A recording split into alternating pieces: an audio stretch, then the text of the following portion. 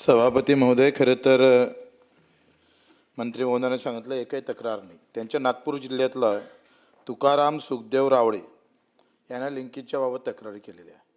हे तुमच्या जिल्ह्यातल्याच माणसानं शेतकऱ्यांना तक्रार केली.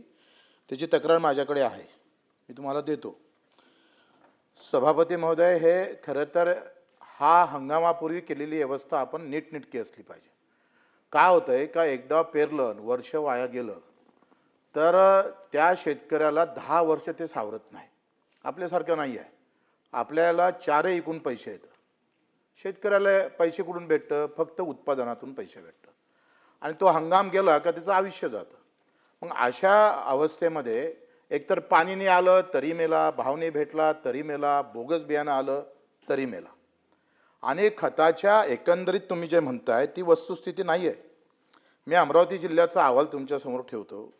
रासायनिक खत मागणी, पुरवठा आणि विक्रीचा अहवाल माझ्याकडे आहे 2026 आपलं या 30/6/26चा. युरिया असेल, MOP असेल, संयुक्त खत असेल, आम्हाला एकूण मागणी मंजूर किती आहे तर 1,54,000 टन. आणि आपल्याकडे उपलब्ध साठा किती आहे तर 1,30,000 आहे. 20,000 टनाची कमतरता आजही एकंदरीत सगळ्या खतामध्ये दिसतं. हे माझा नाही आहे, तुमच्याच विभागाने दिलेला अहवाल आहे. कसं आहे का, वस्तुस्थिती हे काय होते, जेव्हा तुटवडा आला, कमी पडलं का ते बियाणं महाग विकण्याची प्रथा आहे.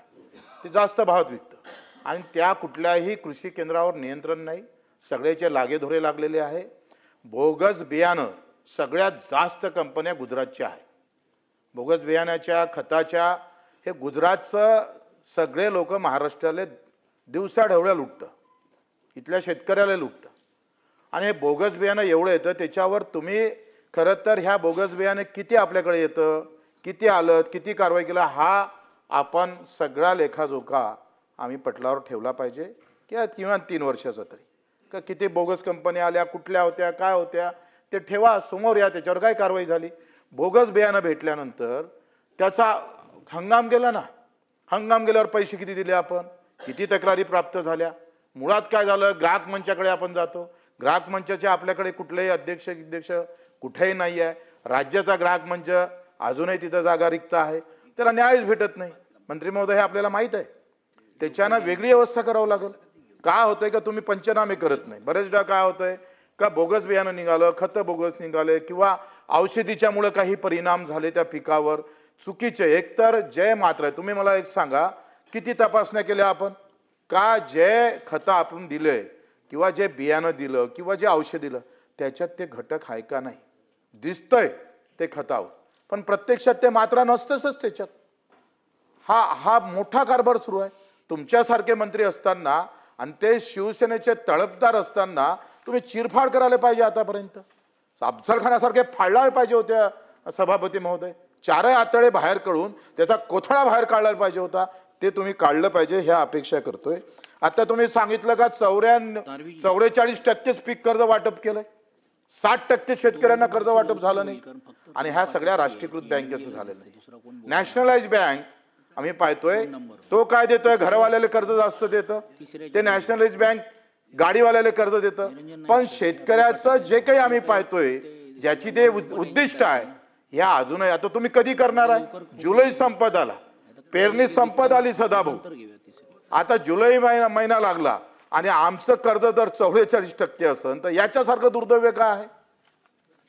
काय कारवाई करतो आपण त्या बँकेवर. तुम्ही म्हणता आढावा घेतला, हे घेतला, ते मुख्यमंत्री महोदय बसले होते, राज्य समिती झाली, तसं झालं, असं झालं.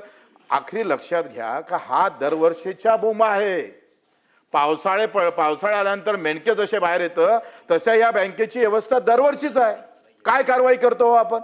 आपले सगळे पैसे त्या बँकेच्या खात्यात जमा होतं, ते त्याच्यावर व्यवहार करतं, सगळं करतं. तुमच्या राष्ट्रीयकृत बँकेला सगळ्या सबसिडी देतोय. जे काही मोठ्या लखपतीचे काय कर्ज माफ झाले त्याचे सगळे फायदे राष्ट्रीयकृत बँकेला झाल्या. जिल्हा मध्यवर्ती बँकेचं, माझ्या बँकेचं 95% वरती मी कर्ज वाटप केलं. राष्ट्रीयकृत बँक आम्ही पाहतोय 30-40% वरते जात नाही. काय कारवाई करणार तुम्ही याच्यावर. 44, तुम्ही कृषी मंत्री महोदय, तुम्ही मोठ्या गर्वानं सांगताय का अलबेल आहे, कोई प्रॉब्लम नहीं है देश के अंदर, सब अच्छा चल रहा है. अभी ना कोई बिल्कुल ऐसा हो रहा है कि ऐसा लगता है कि बस हम एसी में, मेरा किसान भी एसी में बैठा है. असं नाही आहे हो. तुम्ही सांगतोय अजूनही आमच्या मुख्यमंत्री महोदयांना बैलजोडी द्यावं लागली शेतकऱ्याला. तो अहवाल ठेवा. बोगस बियाणे 3-4 वर्षामध्ये किती कंपन्या होत्या, काय होत्या, किती कारवाई केली, काय कारवाई झाली, त्यामध्ये सुधारणा, ते काही ग्राहक मंच आहे ते काढून तुम्ही दुसरी काही समिती ठेवता काय, त्याच्यासाठी काही करता येते काय, याचं उत्तर तुमच्याकडून अपेक्षित आहे आम्हाला. आपण उत्तरातच सांगितलं 48 टन, 48 लाख टनाची आपल्याला एकंदरीत आवटण मंजूर आहे. आणि प्रत्यक्षात जर आपण पाहिलं तर 25 लाख टन आपल्याकडे मंजूर म्हणजे एकंदरीत उपलब्ध आहे. त्याच्यातले 17 लाख टन स्वतःच्या पुरवठा आपला झाला, बाकीचं अजूनही त्याच्यातच. तुमच्या उत्तरामध्ये हे प्रॉब्लेम आहे. आम्ही आमदार असताना तुम्हाला माहित आहे आपण आढावा बैठक घेतो, अलबिल राहतं. म्हणून माझ्याकडून अपेक्षा काय आहे का तुम्ही जे काही सांगता हा लक्षवेधीचा आशयच नाही आहे. तुम्ही लक्षवेधी पूर्ण वाचा. त्या लक्षवेधीमध्ये सगळ्या गोष्टी आलेल्या आहेत. तुम्ही अल नानोचं सांगून आम्हाला गुंडाळण्याचा प्रयत्न करत असाल तर हे बरोबर नाही. कारण ह्या लक्षवेधीमध्ये तुम्ही वाचले असेल सभापती महोदय का यामध्ये सगळ्या गोष्टी घेतलेल्या आहेत.